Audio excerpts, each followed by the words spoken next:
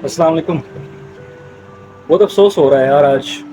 آج بہت افسوس ہوا مجھے. میرے سننے میں جو چیزیں آ رہی ہیں وہ سن کر مجھے یقین کریں آپ لوگوں کو دکھ ہوگا میری یہ بات سن کر، اور شاید آپ لوگوں کو برا بھی لگنے لگ جاؤں کہ مجھے پاکستانی ہونے بہت افسوس ہو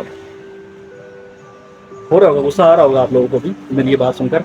ایکچولی میرے سننے میں جو آ رہا ہے وہ چیزیں ہیں ہی کچھ اس طرح سے کہ پاکستانیوں کے ویزے کیوں بند ہوئے ہیں پاکستان ادھر دبئی کے اندر. آج کل پاکستانی کی ویزا کیوں بند ہوئی ہیں، اس ریزنس جو سامنے آ رہی ہے نا، وہ کیا ریزنز آ رہی ہیں کہ ایک تو پاکستانی ہنر مند نہیں ہوتے، جو کہ سراسر جھوٹ ہے. پراپر انٹرویو دے کر آتے ہیں، پراپر ٹیسٹ دے کر آتے ہیں، انٹرویو ہوتے ہیں، ٹیسٹ ہونے کے بعد بندے سلیکٹ ہوتے ہیں اور یہاں پر آئے کام کر رہے ہوتے ہیں. جب کمپنی کام دیکھ رہی ہوتی ہے تبھی ان کو سیلری پرووائڈ کرتی ہے. وداؤٹ کام یا وداؤٹ ہنر ان کو سیلری نہیں ملتی. سیکنڈ، دوران ڈیوٹی لمبی لمبی نمازیں پڑھتے ہیں.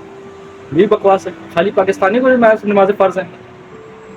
بہت سی اور نیشنلٹیز ہمارے ساتھ کام کر رہی تھی جو کہ مسلمان ہوتے ہیں اور وہ بھی نمازیں پڑھ رہے ہوتے ہیں. اور نمازیں نارملی ڈیوٹی کے دوران زیادہ فرض پڑی جاتی ہے. اکثر لوگ فرض پڑھتے ہیں نکل آتے ہیں کیونکہ اچھا خاصا کام کا برڈن ہوگا ان کے اوپر. تو یہ بھی بکواس چیز کس نے کہی ہے. اور تیسری کہ یہ گندے ہوتے ہیں، صاف ستھرائی کا خیال نہیں کرتے، جو کہ نہایت ہی بوگس ماری. کسی نے یہاں پر جتنی صاف ستھرائی ہے، جتنے صفائی کا انسان خیال کرتا ہے، میرا نہیں خیال کہ اپنے گھر میں بھی ایسا کرتا ہوگا. وہاں سے سستی کر جاتا ہوگا. یہاں پر لوگ ڈیوٹی سے آتے ہیں تو نہاتے ہیں، لوگ ڈیوٹی پہ جا رہے ہوتے ہیں پھر نہا رہے ہوتے ہیں.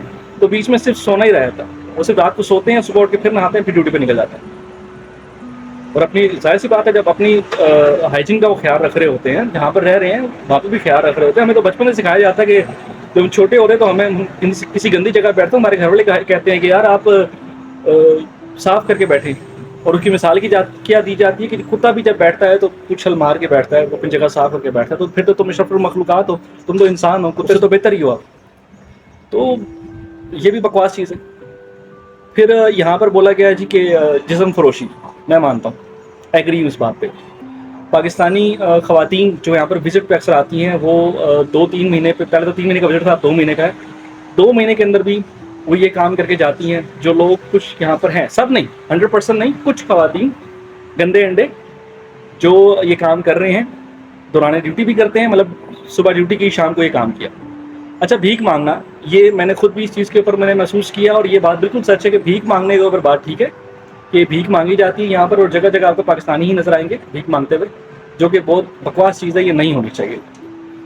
اچھا، ایک اور چیز کہی گئی ہے کہ جی پاکستانی افواہیں پھیلاتے ہیں سوشل میڈیا کے اوپر، نیگیٹیوٹی پھیلاتے ہیں کہ دبئی کے اندر مندر بن گیا جس کی وجہ سے دبئی کے حالات خراب ہو گئے، یہاں بارشیں شروع ہو گئیں، سیلاب آ گیا، بلا بلا بلا. یہ بھی بکواس ہے. جو لوگ یہاں پر رہ رہے ہیں ان کو اچھے سے پتا ہے کہ یہ کوئی پہلا مندر نہیں ہے جو اوپن ہوا ہے. میں خود ایک مندر کا وزٹ کر کے آیا ہوا ہوں، میں خود چرچ گیا ہوا ہوں، میں خود گرودوارے گیا ہوا ہوں. میرا نہ تو مذہب اس کی وجہ سے ڈسٹرب ہوا، نہ خراب ہوا، نہ میرا کسی اور طرف جانے کا دل کیا، نہ ان کا کچھ مسئلہ بنا. آپ مسجد میں بھی جا سکتے ہیں. یہاں پر پاکستان نہیں ہے کہ آپ کسی کو جانے کی اجازت نہیں دیتے کہ یار آپ مسجد جا کے دیکھ سکیں. لوگ خواہش کرتے ہیں کہ آپ لوگ کی بات کیسے کرتے ہیں، مسجد آپ کی دیکھنا چاہتے ہیں. کھلی ہوئی یہاں مسجدیں، نان مسلم بھی جا کے دیکھ سکتے ہیں.